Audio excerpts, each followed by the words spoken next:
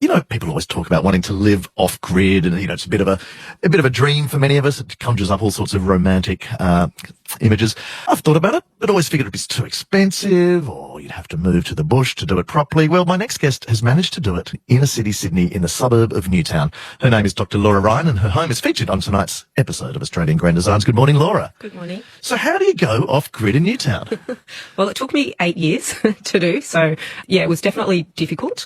I must make the point that I'm not connected for sewerage, and I'm using tank water and recycled water, but I need some solar panels on the front roof to be able to go completely off grid for electricity, but the Inner West Council won't let me do that, so I thought I'd point that out. Yeah. So your ideal is completely off grid, but you're finding council resistance to your dream. Yeah, so I'm 2 out of 3 there, and then the very last one, which I think is one of the most important ones given the climate emergency. Yeah, I can't get there. So yeah, I've started. That must be frustrating. Are they open to talking, or do you think are these surmountable hurdles?